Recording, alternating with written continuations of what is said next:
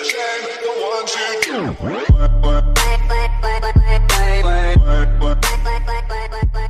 welcome back to Rydeus-The channel. On our channel, we try to answer the questions that you have in any area that you would like support. We invite you to send those questions to us and we try to answer them by way of our videos. So a question that we have today is, how can you increase the likelihood of being promoted at your workplace? What are our best recommendations for an individual who wants to be promoted, who wants to be considered for promotion at their workplace? We're not going to try to answer that question in just this one video. There is no way to answer that question, to do justice to that concern in this one video. We're going to answer it in a series of videos, today being the first one. So if you're interested in the answer to that question, how do you increase the likelihood of being promoted, then subscribe to the channel and turn your post notification on so you'll be informed every time we post a video.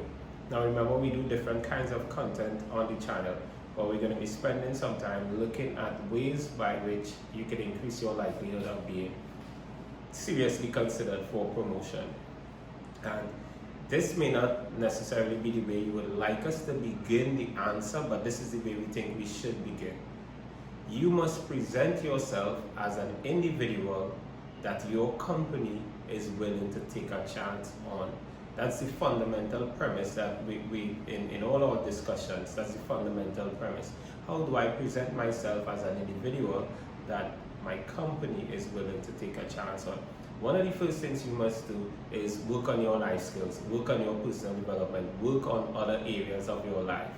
We mentioned in previous videos, there are different dimensions to our existence: our physical well-being, spiritual well-being, intellectual well-being, social well-being, financial well-being, etc. And one of the things we don't want is a job that is unnecessarily impacting other dimensions of our well-being. Because to the extent that we are satisfied in these other dimensions, it's to that extent we can allow ourselves to powerfully push in the direction we need to push in to get the recognition that we need and to be favorably looked at by our peers within the workplace, by our bosses, by our employers, etc. So my first piece of advice is look at your whole life. And people say that work-life balance is elusive, or it's a myth, that it doesn't really exist. And dependent on context, they may be right, because if you're saying balance means that the same amount of time you're spending in this area, you're required to spend it in another area, or you divide your life into dimensions and you spend equal amount of time or give equal amount of attention and focus to each of the dimensions, then that doesn't make sense.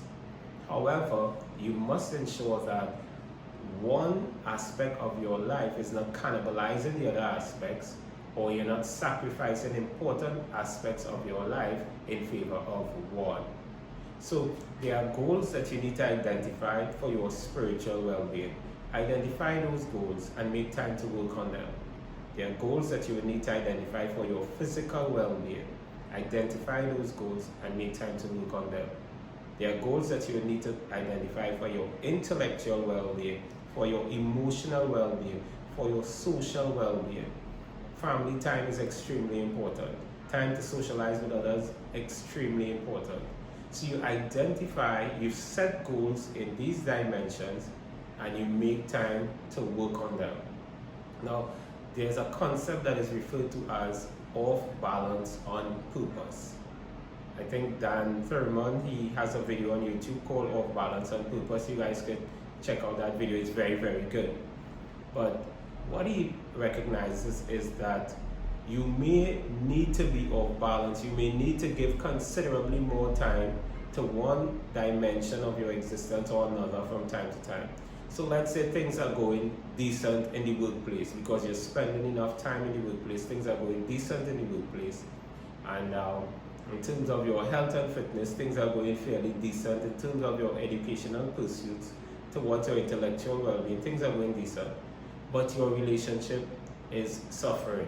Your relationship with your husband or your wife or your children or your parents, your family members it's perishing, it's suffering, it's not being given the time. You may be required at that point to make a decision that I would take time away from other things and give more time to my family life, my relationships. You may be required to take some time off from work, even though it may not necessarily be a vacation period. Take time off from work and go on a vacation with your wife to strengthen your relationship.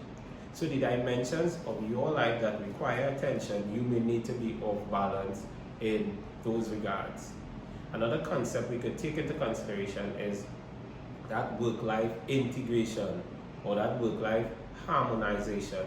So how could I, even while I'm at work or while I'm focused on work-related activities, how could I treat with other dimensions of my well-being? So for example, at the workplace, I can take an hour off and get some exercise, maybe at a gym or an empty room at my workplace.